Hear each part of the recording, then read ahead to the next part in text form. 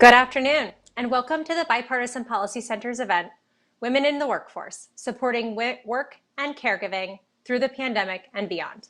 My name is Adrienne Schweer, and I am a fellow at the Bipartisan Policy Center, where I lead the Paid Family Leave Project. I'm so grateful you're here with us today, where my colleague Ben Gitis will share some really shocking research that he's just commissioned with Morning Consult, and we will have a dynamic panel discussion with three incredible women to talk about the role that caregiving is playing in women's workforce participation. Ben's new work with Morning Consult will share data on how the pandemic has affected women's workforce participation, the role that caregiving has played for both men and women's ability to work, and how paid family leave did play a role, is playing a role, and could play a role in workforce dynamics. Right now, let me start by turning it over to one of my favorite colleagues, Ben Gitis, a senior policy analyst at the Bipartisan Policy Center, to kick us off. Over to you, Ben. Hi, everyone. Thank you for having me. My name is Ben Gitis, and I'm a senior policy analyst at BPC.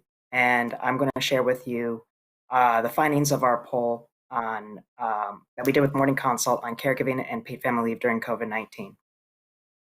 So to start off, just a little bit about the poll. We all know that caregiving responsibilities rose to historic levels during the pandemic because of school closures and widespread illness.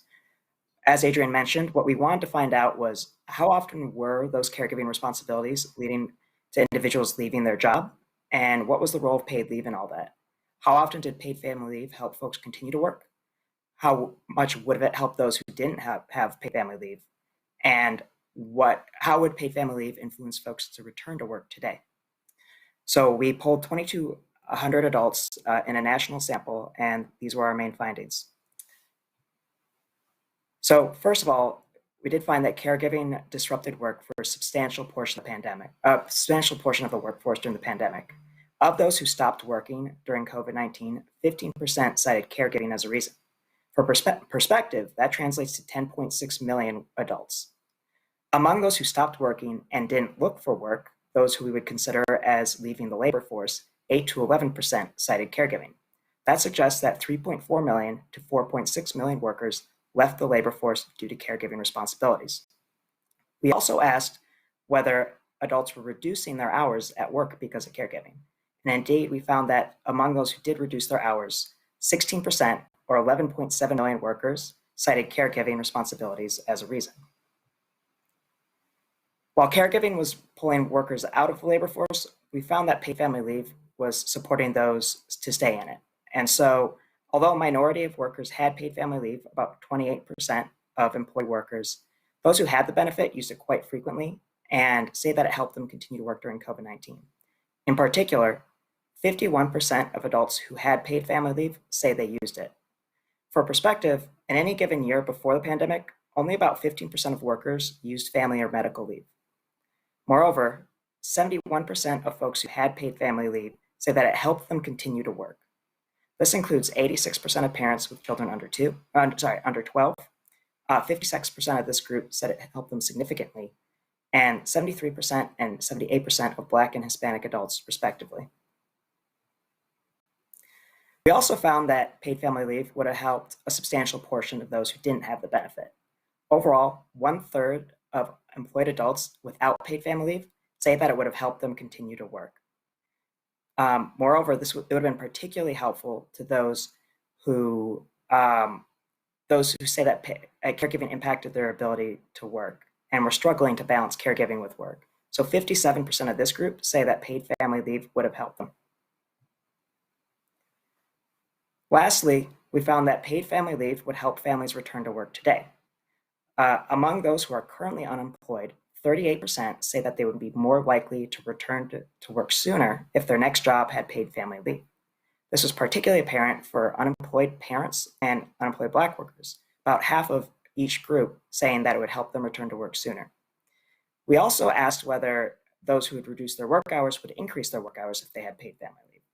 Again, 53% of this group say they would be more likely to increase their work hours if they had access to paid family leave. And the number grows when you look at folks who had caregiving responsibilities. About 3/4 of people who have those responsibilities and whose hours had declined say they would increase their work hours if they had paid family leave. So just to summarize the key takeaways of our poll, We found that caregiving disrupted work for a substantial number of workers during COVID-19, and that paid family leave helped the vast majority of those who had it, would have helped a substantial portion of those who didn't have it, and would help unemployed workers return to work today.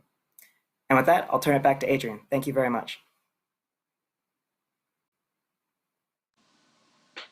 Thank you, Ben, and thank you for embarking on that important research. I think everyone watching today and the panel that we're about to embark on have all been shocked since August to see the Department of Labor statistics on how many women are leaving the workforce and the lack of data underneath that, who those workers are and what's the driving force behind it and what they need to get back to work if they're ready to.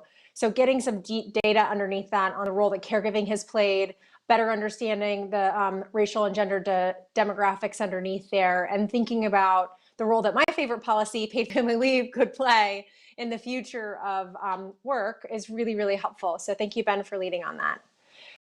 For us today, we are about to enter my favorite part of this discussion, where three incredible moms and women with resumes that will impress each of you will join us in a panel discussion to help highlight some of these key themes and get into the details. So first and foremost, our panel includes Dr. Nicole Smith. She is a research professor and chief economist at Georgetown's University Center on Education and the Workforce. Our second panelist is Maggie Cordish. She's a fellow here at the Bipartisan Policy Center and is the former policy advisor on family and child care policy at the White House. And lastly, we have Henri Loh, a senior manager for program in the program manager office at Airbnb, and the leader and the co-lead of the parenting resource group, an employee resource group at Airbnb. Ladies, thank you so much for joining me today. I'm excited to have you. I would love to give you each a little bit of the floor to share kind of your core message for today, and then we can dive into the discussion. So Nicole, over to you. Good afternoon, everyone, and it's really a pleasure to be here to talk about these issues today. I wanted to start by just talking a little bit about what has happened before the recession. So before this COVID recession, we know that women were going to college and graduating in higher numbers than anywhere else. We had women were graduating. We had a roughly 3 million more women in U.S. colleges and universities than men. We had women graduating about 61% of associate's degrees, close to 57% of bachelor's, 60% of master's, and about 52% of doctoral degrees. And then up comes the recession. And what the recession did is it halted significantly a lot of the progress we've seen with women. The way it's done that really is by undermining opportunity for women. And if you try to think of where women were working, the recession sort of pulled the rug out from under women for those types of jobs. So leisure and hospitality sectors, any type of caregiving sectors, and any sectors in the economy that we see predominantly women, they were the ones that lost jobs overall. There's a couple study, a BLS report that demonstrated that between February of last year and February of this year, there was a net loss of 2.4 million women who left the labor force, the majority of which were Hispanic and Black women. And that net 2.4 million loss of women is reflective of the types of industries those women were working in. I think what is important for us to observe as well is that if you were to look at the unemployment rate, you don't get a full picture of what's going on with women, because a lot of the numbers for unemployment demonstrate those who are actively seeking employment. So you have to be actively looking for a job to be considered unemployed. And so if instead you look at the labor force participation, then you find that labor force participation rate for women is at an all-time low. It's the lowest it's been since the late 1980s. And that is of significant concern. And as Ben's research has shown, one of the reasons for this is that women, because of the way our society is structured, women disproportionately bear the responsibility for elder care in our society. They bear the responsibility of care for our children. So these women may have been voluntarily removing themselves from the labor force, according to the BLS definition, but it's only voluntarily because of necessity. So if we find ways of ensuring that we take care of our elders and take care of our children, then we might be able to reintroduce some of these women into the labor force. And then the final point I want to make is just talk a little bit about the American Jobs Plan proposal, which people are talking about as the infrastructure bill, infrastructure proposal. There's a significant amount of money in there for childcare, for extending child tax credit 8 years into the future, and also for elder care. So I think if we see the movement of this proposal into a bill, then we can start talking about ways in which we can get American women back into the labor force. Thank you, Nicole. I'm excited to dive in a little bit deeper during the question and answer portion. And I would just encourage everybody in the audience to be thinking of questions that you'd like to throw into the panel discussion after our remarks. I know Nicole has some really interesting data and a really important perspective, as do our other panelists. So let me turn it over to you, Maggie.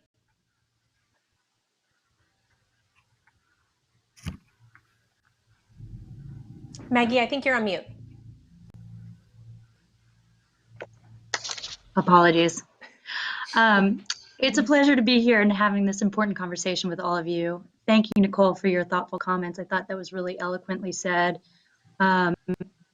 I am currently a fellow at the Bipartisan Policy Center. I'm a former White House policy advisor on family policy, which is really just a basket of policy solutions to help support and enable working families, which is everything from expanding the child tax credit and CCDBG funding to paid family leave and workplace flexibility. I spent a great deal of my time in the White House trying to convince Republican lawmakers and conservative coalitions that paid family leave is incredibly important policy and that it's critical to our economy and the fabric of our culture. I tend to think that a lack of family-friendly policies like affordable childcare and paid leave are responsible for many of our economic and social problems today, particularly for women. The American workforce landscape has changed so dramatically over the last 50 years. Currently, in about 2/3 of households, all parents work, whether you're talking about single-parent households or dual-income households. It's just become increasingly difficult for families to balance work and care. So if you look at the landscape, roughly 1/3 of our workforce is made up of parents with children under the age of 18, and 70% of mothers, like myself and all of you, are in the workforce. So when Congress passed FMLA more than 25 years ago, granting 12 weeks of unpaid leave, it was an incredible step forward and provided much needed legal protections for working families, but unfortunately, it's unpaid and it contains critical carve-outs and exemptions that exclude 44% of the workforce. And FMLA has disproportionately benefited middle income and upper income families who can afford to take unpaid leave. And we all know that paid family leave is proven to reduce infant mortality rates, improve child development outcomes, increase workforce participation and attachment, and reduce dependence on federal welfare benefits. And yet still, it's less than 20% of people have access to a paid family leave benefit. And in our lowest income quartile, that number drops to roughly 8%. But there's a lot of reason for optimism. The drumbeat around paid family leave and childcare affordability is growing. The issue has broad bipartisan support. So 75% of people across partisan lines support paid family leave. That's 8 in 10 Democrats and 6 in 10 Republicans. So there is a significant amount of momentum and collaboration coming. Partisan legislation in Congress, federal employees last year were granted paid parental leave for the first time ever. And in the throes of the pandemic, lawmakers were able to come together with the Family First Coronavirus Act and pass substantive paid family and medical leave coverage, which has been incredibly important to keeping families in the workforce during the pandemic. I am very grateful to the President and to Chairman Neal for putting out really constructive proposals last week. I'm hopeful that we can get all of the stakeholders at the table and get some substantive paid family leave passed soon. Thank you, Maggie. And as we get into the discussion, I'm eager to get your perspective on where you think those opportunities for bipartisan are on paid leave and childcare and other working family policies. So let me turn it over to you, Henri. I'm so excited to have you here today. Why don't you take it off? My name is Henri Loh, and I'm a co-lead of our Parents at Employee Resource Group, which our employee resource groups, for those of you who don't know, these are company employee-led groups to help represent the voices of the company. And so it's really about representation. And the work that I've been doing over the last 4 years, leading the Parents At, has been, at first it was a lot about advocacy. And the way to do advocacy I found was making sure that people had a platform to be heard. I really started out by just sharing a personal story. And when my personal story was shared, I found that it was resonant to hundreds of people. And I thought to myself, so I'm not the only one. There's hundreds of voices that feel this way. And yet I want to recognize that I also represent a world where we does offer paid leave. And to be able to come to this forum is to recognize that even though you have companies that have policies, it is actually the implementation of these policies that require cultural and structural working together in order to make these changes work. So when I think about these policies, it's a great statement of values. But with culture, which really represents to me the ability for companies to grow and adapt to these values, and then you have to have the structure to support that, which really speaks to then, can you sustain this? Because what I started to find in elevating these stories of the parents in our company is that some benefits worked, but not for all. And these benefits would only work if you had a supportive manager, or that the culture was really a pay-to-play culture, which really speaks to the, how are people perceived when they take these benefits?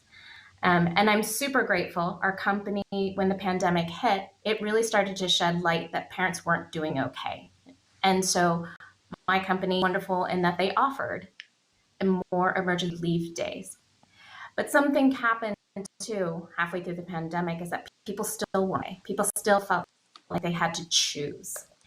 And something that we just announced for our company is having company-wide off. And it really starts to change the dynamic from elective to default. This idea that, heard about, companies that unlimited PTO, and you find that people just won't take them, and that people are penalized. And this what was that women are being penalized, and parents especially are getting penalized, whether by perception or by the unconscious biases that happen in performance management.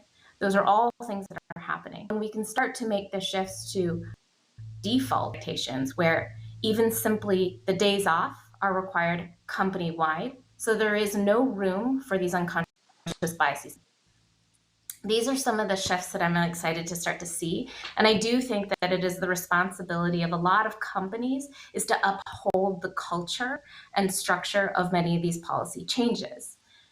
And I think some people have asked, well, if you represent, a lot of tech companies that can't afford isn't that great? I think it is great. But the pandemic really showed us that we rely on the social structure of our economy. Schools, daycare, aftercare, all of those things, all of those structures, we saw the holes in those foundations, and that rocked everybody. If our teachers aren't getting the support that they need, if our caregivers don't have access to leave, it affects everybody. It's that same parallel. So much of this research that talks about when men take leave, women do better in the company, and that the diversity starts to affect all of us in the company. And we all know, admitting that diversity in companies that are more diverse actually create greater profits. So let's make sure that the diversity is reflected across genders, that we are addressing the maternal pay gap that's happening, and then also women, parents of color, and how that is also getting to be something we should focus on because we know it's impacting them even more. So I'm honored to be among the experts on this panel, but just also really making sure that it is going to impact all of us, and a mandate for everyone to take part in upholding the policy changes at every level. Thank you, Henri. I'm so glad you're here. Reflecting on what you just said, I just had this funny thought about, I don't remember, I don't know if you recall, there was that hysterical survey of men and women and their caregiving responsibilities in the heart of the pandemic, where people were asked, are you and your partner carrying equal caregiving and at-home work? And the men all said, yes, I'm doing so much. And the women were like, no, they're doing nothing at all. And I think there is so much truth to how the burden of what's happening at home, especially during the pandemic, when a lot of the institutional supports, school, child care, adult daycare, just elder services, the things that people relied on to just get through the day and to keep the fabric of their lives intact, fell away. And it was just a couple people trying to carry all the balls while working. There's a lot of humor in that, and there's a lot of hardship in that. And Nicole, I wanted to start a conversation with you and pick us up to a very macro level. The labor force participation data, and as I've heard you say and others say, this she session has a gender lens to it, and the recovery has a gender lens to it. And there are a lot of women who want to return to work and are struggling with caregiving responsibilities, as evidenced by some of Ben's research. And I'm curious if you can add some of your thoughts around how that affects equity and how it affects our economy more broadly, so that we can get a little bit more granular and talk about policy later on. So for me, the recession has really shined a light on a lot of the disparities that have existed for quite some time in the economy. One of the first things we noticed is it told you a broad story about who in our society is able to socially distance and who can't. We figured out from the recession who was able to continue working through Zoom and who could work remotely and who couldn't work remotely. And there are significant racial and ethnic and gender dimensions to that, reflected in not only the number of people who were affected by the COVID virus, and including those who were positive and who died. I mean, if you look at the rate of death per 100,000 by race, you find that for Black or African Americans by ethnicity, race ethnicity, the number was about 74 per 100,000. Hispanics 40 per 100,000, Asians 31 per 100,000, compared to whites as 30 per 100,000. So when you look at even the death toll by race ethnicity, it's quite different because of this virus. So we know the virus has really, made us take a closer look at what's going on in our society. And labor force participation is one of the most significant indicators of how people are doing. And we should really be concerned when you look at labor force participation rates for women that are numbers, since the late 1980s. Part of that, as we know, has to do with the types of jobs that are lost. Where those jobs are lost, we are hoping that with the increase in vaccinations, that more people will be able to go back to the economy. I think Henri was saying earlier on that, we have to think about aftercare programs, about, our schools. If the kids aren't in school and somebody has to take care of them, not everyone is designed to really sit in front of a computer and learn distance learning. All of the problems we had with MOOCs, the massively open online courses, and all of the problems we had with those didn't simply go away because there's a pandemic. Right. We just found a way to work within the confines of this leaky system. So the challenge still remains, post-pandemic, post-recession, how we can continue to do several things. We must continue to ensure equal opportunity and access for women who need retraining and training so that they can get back into the workforce. We also need to consider equal opportunity and access to the jobs that were lost so they can get those jobs. And we need to ensure that, once you are in the system, that there are opportunities for family leave so that you can take care of your responsibilities outside of those that are directly related to your professional responsibilities at work. So it's really um, a difficult game, especially for women to get those done. But I think with some of the conversations we're having at the federal level, that we're taking a step in the right direction.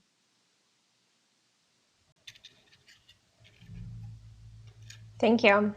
I'd love to carry our conversation into the space of parents in particular. And Maggie, you cited a data point on how many pre-pandemic, how many workers had children under the age of 18 in a household. During the pandemic, schools across the country closed. Workers saw increased challenges at home with their caregiving responsibilities, closures of childcare. I know a friend of mine and a woman who works at the deli up the street from us who's worked all through the pandemic as an essential worker, like me, as a mother of four, and has 2 elementary school age kids. And every dollar that she has received from the stimulus has gone to, a childcare program where her kids could go and do virtual school. The White House announced today that 54% of students are in school nearly for full time. That's up from 48% in January. So we've seen an 8% increase in students that are back in school full time in the first 100 days. We have a long way to go. The summer will really be telling on how that plays out and how the fall plays out. But we have similar challenges with access to childcare deserts, childcare access, quality of childcare was a problem well before the pandemic. And Henri, I can only imagine that in your employee resource group, that has been a primary issue pre-pandemic and during the pandemic. So I'd love to spend a little bit of time talking about how parents are facing unique challenges, how important they are to the workforce, how important they are to the economy, and most importantly, how important they are to the social fabric, because there's not just policy interventions that we can put in place for families. There's cultural interventions and bias interventions and a lot of things that we can and should be doing together. And I'd love to discuss those a little bit. So first, let me turn to you, Henri. I'd love to hear a little bit about, what your colleagues were dealing with pre-pandemic and where you've seen those issues exacerbated during the pandemic. Yeah, so oftentimes, before the pandemic, people always felt like they had to, put one hat on and then take. People started to come to, it's like, oh shoot, I showed up today, the wrong hat, I'm wearing 2 hats. And just the reality is that we are parents as a whole. We show up in that way. And a lot of the workforce still doesn't recognize that. America, as we've had this talk, is that America still sees that being a parent is a choice. It is not a choice. It is a way of life. It is a part of our community and our social. And in order to make sure that our workforces are also reflecting people as a whole, we had to start thinking about what that reality looks like. With the pandemic, in some ways, the silver lining is, it's all come to the forefront. The number of New York Times articles that are talking about the working from home and what actually looks like, forcing companies in it as well. A lot of the topics that people have raised with the pandemic has been like, well, okay, you said be flexible and I should work with my manager, and my manager is technically supportive, but I think that there's open question of, well, what do I allow? And this goes it back and don't make it elective, but find the default. What should we expect? That's really critical for people to structure. Because if you create element of flexibility that is interpreted by one team or one manager, how does that impact the entire team or somebody in a different department? Somebody who is an hourly worker versus a full-time worker. And these are very complex solutions that we have to look. But Amy Henderson from 10 Lab, she has been known for her comment about parents are to be seen as assets. They are not liabilities. And they are starting on an endeavor to ask a bunch of companies to start sharing data on parents. And with that data, they're going to create cohorts of folks to actually solution them together. And I think that's critical, is especially for these cultural changes that are complex.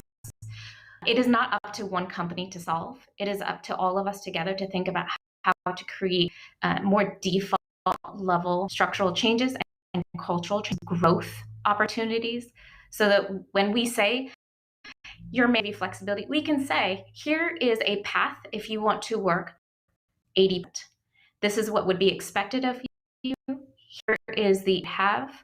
Here is how your performance management will be run, so that everybody can access them equitably.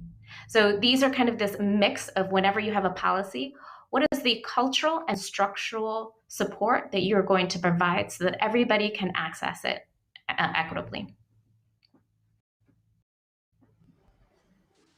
Thank you. I love your perspective too. And Henri, I just have to reflect on one thing. My friends and I all joke on, workplace flexibility is this dream that we all have, and being able to navigate both the hours that you can do and still being an active and fully fulfilling member of your team.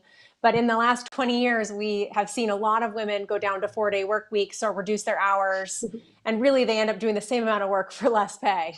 And so I hope that those working groups can result in some new, authentic, and different solutions, and that there can be some creativity, not just for, white collar professional workers, but to also think about the workers who tend to be stretched the most by their both work and caregiving responsibilities, as kind of proven by the pandemic. So I'm curious to see what comes out of that. But Maggie, let me turn to you. Ben talked a little bit about how parents with young children have been severely affected. As he said, over 70% of parents with children under 2 said caregiving significantly affected their ability to work.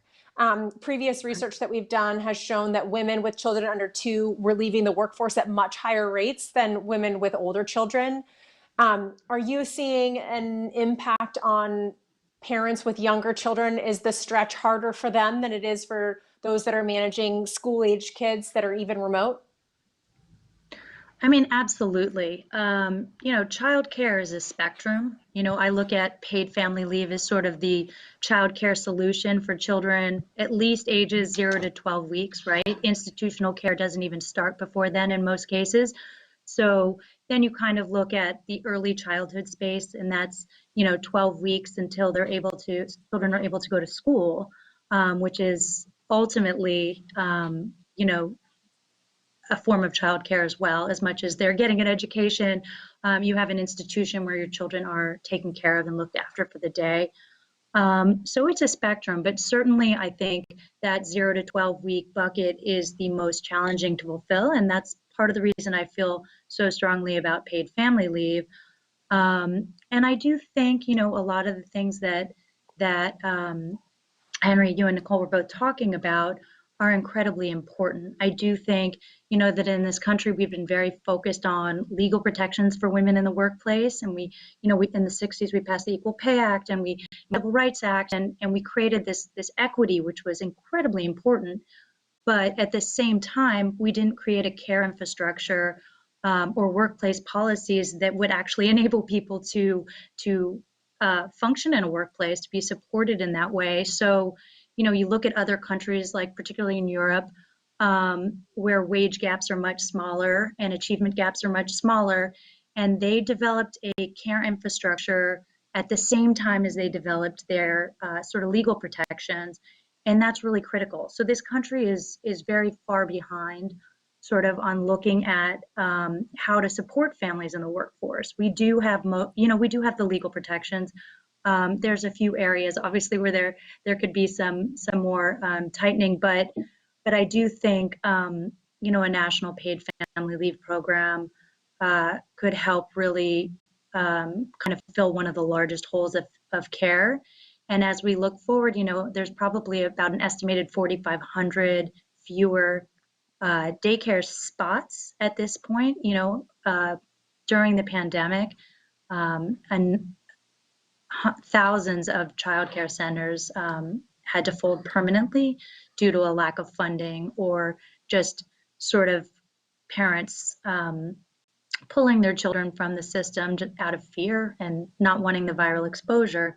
So I do think, bolstering our care economy, some of the proposals that we've seen, both in the American Rescue Plan, the $39 billion, and also in the American Jobs Plan, looking at our care workforce and infrastructure, are all incredibly important. So we have a lot to do, but I do think, on the optimistic front and on the positive side, the pandemic really exposed the fragility and also the importance of this infrastructure. So hopefully we'll be investing more heavily in these things. All right, great. Maggie, you brought up an important point, which is around the gender pay gap and the wage gap. And Nicole, I know you've done some interesting and important research there. I'd love to hear your perspective. Well, I couldn't agree more with what Maggie was saying about that. Here's what I think as well. We know that the gender wage gap is 81 cents in a dollar in the United States, and it's still one of the largest gaps in the developed world. Part of the reason this gap still exists has to do with the fact that working women in their most productive times in their lives, their most productive times in terms of how much they can earn, often have to leave the workforce to take care of their families. And once you remove yourself from the workforce during your childbearing years, during your child, raising years, that significantly decreases your tenure.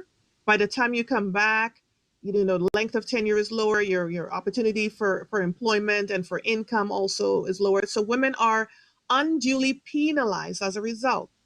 To top that off, something we were talking about earlier, I guess, you guys were joking about it a little bit earlier, Adrienne, is looking at time use, how we're using our time. And the American Time Use Survey tells us a little bit about that.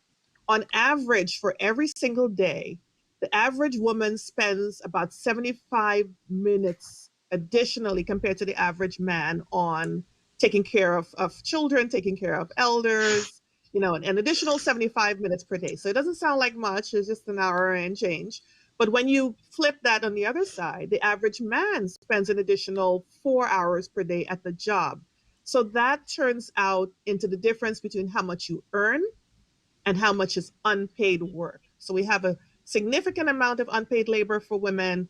It's in society, we see it as their obligation, their responsibility. It's not necessarily valued enough for us to attach, a monetary amount to it.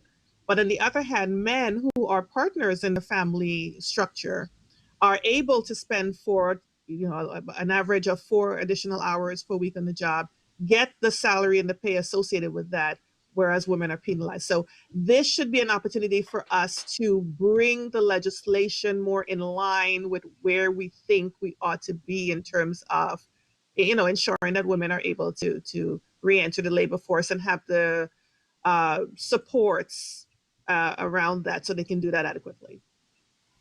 It's a great point. And to nod to some of my favorite BPC colleagues who work on retirement, another key outcome of women who leave the workforce is those years that they're not working end up meaning that they have less years banking Social Security and for their own retirement security. So you see, when you look across 65 plus, especially 80 plus, the rates of women in poverty are really high. And it's often because of the years that they took out of the workforce to care for their families, where this country doesn't really value that work and the long-term infrastructure that we do have in place to help support people in retirement. So I think that gender pay gap exists, Nicole, and then the longer-term outcomes for retirement security and family security are both impacted through that process.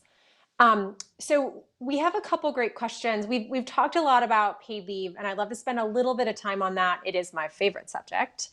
But Jasmine joined us today, and she says, I feel like the climate has never been more favorable to paid leave. It's stalled in the past because we haven't agreed for how to pay for it. Do you think we can overcome this crucial hurdle? I think that pay for question exists for a lot of the care economy proposals that are coming out of Congress and the White House today. but I'd love to focus it on paid leave and see if anyone on our panel today has some thoughts.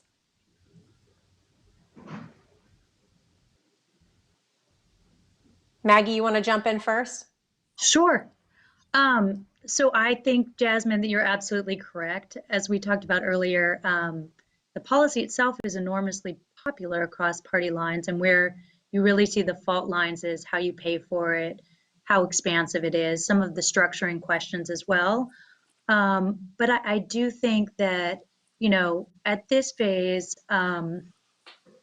most people recognize that it is incredibly important policy. And I think the time, as you say, has never been more ripe for a substantive conversation on that. So we have 9 states that have paid family leave programs, and Washington, D.C. They're all funded through some form of payroll tax.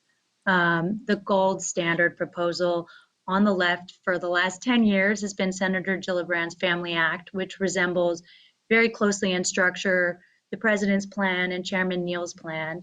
And I do think it's likely that will continue to be the favored mechanism for most Democrats.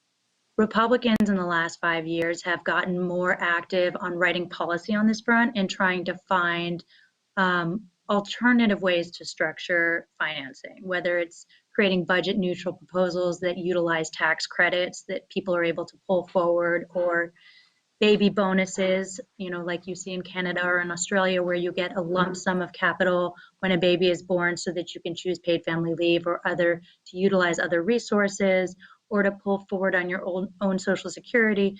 There's a lot of proposals that have come out in the last 5 years. There's a few that are more bipartisan in nature, whether it's baby UI, which was Hillary Clinton's plan originally, and then President Trump's, which seems like, a strange sort of overlap, but you can really see that there is so much room for agreement here. And I would say at this phase that if we can get all of the stakeholders to have a substantive conversation, that I believe that we can find a financing mechanism, and that there's a willingness and an openness to passing something substantive with a defined financing mechanism. I really agree with that. And Jasmine, I think your question is the most important. It feels like this sticky issue that's been sitting on our shoulder for the last 5 or 6 years and holding us back from real conversation. But I believe in part, Ben's research really showed that there are a lot of people that want to go back to work, and they need these types of policies to help support them in that work environment to get back into the game. Our economy depends on these policies. We can have the best American jobs plan, infrastructure plan in the world, but if we can't get people back to work because of the challenges that they're facing at home, then we failed in that core responsibility. And I feel like we're seeing it in data now, and we should be having a more honest conversation about how to pay for a program like this and the role that it could play in our country. And when I think about paid family leave, I really recognize that it has 3 core components. There's the parental leave component, where there is we could get 60 votes on that tomorrow, even with a more challenging pay for. And then there's the family caregiving component, which I really feel like the pandemic has shown a light on the importance here. There are 53 million Americans who care for an aging loved one, who provide significant care, and we do absolutely nothing as a country to support them in that process. Many of them are young, they're parents themselves. Many of them are still in their ripe years of their career. For our economy to continue, for us to have the coffers that we have as a country, we need to not only continue to keep people working, but there's the third component of paid leave is medical leave. And we're lucky that 50% of workers have access to short-term disability and that those insurance programs exist.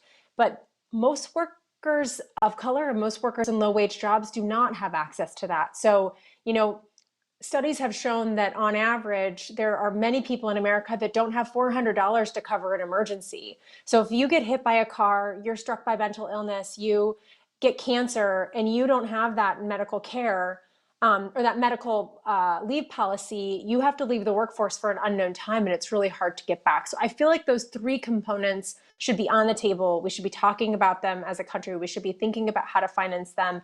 And if they need to have different solutions, then we need to be openly exploring that. And I'll just leave with one last thing, which is There's been a lot of talk today with the new data around the six-year continued declining birth rate here in the country. And whatever you believe in that, there are two things to note. One, women are having less babies than they want, and they have for a long time. And they cite that the reasons that they're not having the families that they want to are cost of childcare and fear of unpaid family leave. And two, the longevity of our country, our economic stability, the stability of programs like Social Security rely on a decent replenish rate of our population and a solid workforce participation. So macroeconomics, there's a lot happening here, and these types of policies can help those long-term gains if we can think of them and get creative in those pay-fors and find bipartisan solutions. I know that we are getting close on our time, and we have a couple other audience questions. So Henri and Nicole, I want to give you a chance if you have any thoughts on the broader paid family leave pay-for conversation, and then I'd love to move us to a couple of the other audience questions. Not on my end. I think, we've just done a good job of talking about how we pay for it. I think it's much more a concern of political will. It can be done. It's just, nobody wants to do it.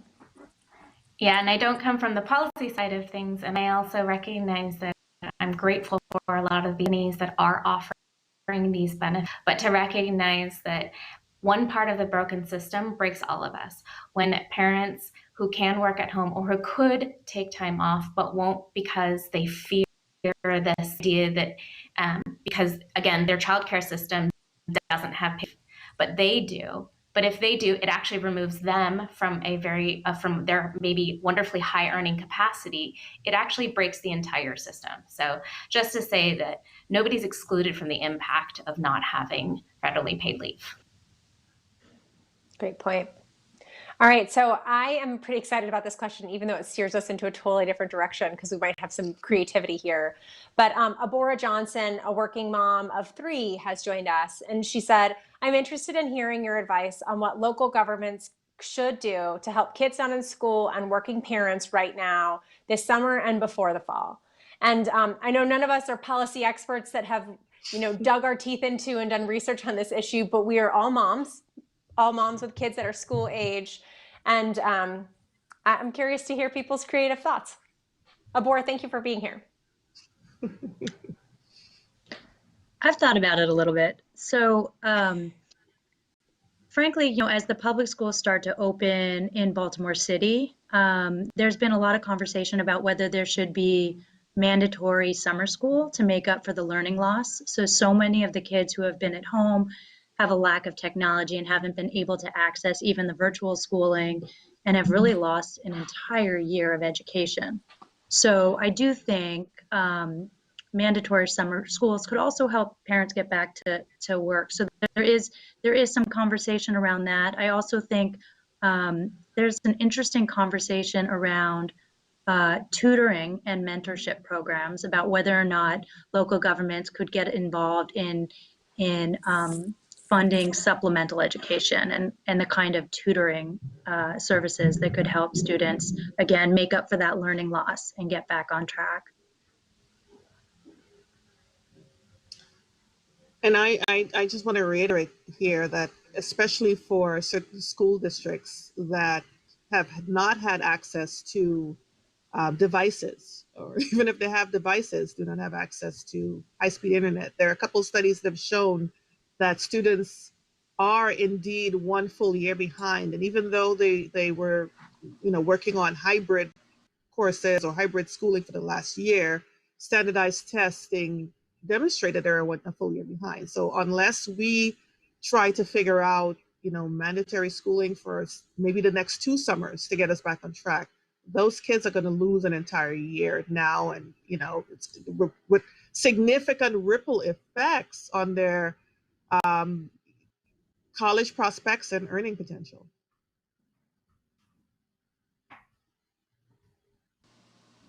Henri, you've been hearing from the parents in your group. I think everybody is looking for more childcare opportunity and looking for companies to help subsidize childcare. So whether it's working with local companies. People have been talking about Care.com, Urban Sitter, Bright Horizons, but really thinking more broadly too is that how can companies thinking about their own benefits go the entire life cycle of people need to sustain themselves in the workforce. And so creating those partnerships across different businesses that create a structure so that people are able to come into work. I love that. And Abora, I'll give my 2 cents too, as a mom of 4 who's thinking about this all summer too. I think to piggyback off what Nicole said, we have a lot of young people, 17, 18-year-olds in this country who are going to graduate high school and did not have a full year, did not have access to the traditional counseling services that helped support their growth and development and their future career choices. And I am really hopeful that there will be new year-long service opportunities that really inspire diversity and get those young people serving in their community to help bridge some of these education gaps, provide those, summer camp programs, summer school programs, summer tutoring programs, and that accompanied with those will be workforce development counseling to help these young people make sure that they're getting the most out of their opportunities with this lost year. We're finding that community college applications are way down, college applications are way down. Pell Grant and a lot of low-income loan programs aren't being accessed at the same rate they were before. And I think that's something that our country should be focused on, and it should really matter to all of us. And we should be thinking about how we can upskill, train, and ensure safe and effective transitions for a lot of these young people that are entering adulthood, and how they can help serve the communities and help bridge these important policy gaps. I don't feel like we've seen that from the White House, from Congress, either side, or even at the state and local government level. And that feels really important to me. And I'd like to see that level of kind of full circle thinking from some communities to see if we can address these issues. But to Nicole's point, human outcomes are deeply dependent on early education. So those preschool environments, those childcare environments, that 0 to 5, the development they get in that age where a lot of kids have been home. And then those early years of reading and math and fundamentals, I believe that we can catch up on that year of loss that Nicole cited, but it's going to be really hard and take a focused effort. And it's going to have to happen at the local level because we've never really had federal-led school systems in the K through 12 environment, even in the pre-K environment. So I think you should be strongly encouraging your local government to think about that. I also think that we should be pushing the federal government to better track outcomes, to better track these policies, to build a national framework of data so we can assess and understand the situation with more confidence. But good luck to you, Abora, and your 3 kids. Thank you for being with us today. Panelists, we have one other question that I think would be great to jump in on. So Anita's here with us, and she said, regarding supportive workplaces for working parents, are there any changes that can be implemented currently by leadership within companies, or is government policy the key barrier, or are there things companies could be doing right now? In here. One thing I'll say, it's data. The data that Ben just shared, all of the data that's being cited by the Labor Department, all of the companies can carry their own data. When I started leading the parents group, I started surveys. They started with 100 responses, then it became 100, and now over 500 just within my own company. And what those data starts to do is the story. When you create then the data story alongside of people actually sharing their emotional experience, we actually do listening sessions, which thankfully our CEO, Brian Chesky, and our head of VP, Beth Axelrod, came and sat and listened, where they were not they changed the seating and the lighting, where they circled with us to hear the stories of their employees and what they were experiencing. So this, what companies can do is start capturing this data. We just issued a way for people to self-elect whether they can identify as a caregiver, whether that is a parent or of an adult. This is huge. What this will do is it creates the transparency. It'll create the accountability that we can track, which then gives us the armor to say working and how much they're falling out. and what we can actually do about it. I think something that's to note is, like, you think about EEO1 status. We used to never talk about race in the workforce, right? It was forbidden. And now that EEO1 status, people are coming up with these stories. It's become that you have to be accountable for. And I think parent and caregiving tackle in that same way too. We need to start identifying where parents are, what they're at in companies. Are they progressing and growing? What's their attrition rates? And if companies can start to do this, I think that the solutions will naturally come because you are actually understanding the problem deeply. And I think you need to be in that. To start with that. It's all companies, right? You just have to have the willingness to do that. Thank you, Henri. And thank you, Anita, for that awesome question. We only have a couple minutes left, and I'd love to give each of the panelists 30 seconds to help close us out and leave us with some final thoughts. I will start and say, I think we need more panels like this that are working moms, that are telling true stories, pairing it with macro data and thinking about solutions. And I'm really grateful to all three of you for being here today, and for our audience for the creative and pointed questions that took us in three very different directions that I think were illustrative and important to today's conversation. So Nicole, I'll turn it to you. Well, I'm very grateful for being able to participate on this panel. I think when it comes to women's issues, I think it's everyone's issue. So I'd like to see a panel where men also recognize how important it is for them to get on board and also agitate and advocate for paid medical leave and paid family leave for women as well. And I think that at the end of the day, if we are able to get buy-in, not just bipartisan buy-in, but buy-in across the board, then this is going to be, a win-win for everyone involved. Thank you, Nicole. Maggie, what are your parting thoughts? I think you both have really hit on most of my parting thoughts. I am incredibly optimistic and hopeful in this moment that the appropriate amount of attention and financing is going to be pouring into, updating and strengthening our country's care infrastructure and workforce policies. It is high time that we've modernized the American workforce and enabled all working families to be able to manage their all of their caregiving responsibilities and their workplace. So thank you for Henri? engaging in this conversation. I'm so honored to be among these here. So thank you for even having me on this panel. And like I said, what you can do in a company can make a big difference. A lot of these ideas can come from the place within a tech company, within your company, and being able to have those spaces to do that, and making sure that whenever we think about the policy, that there is this cultural and structure to support that. I think that, reframing the language.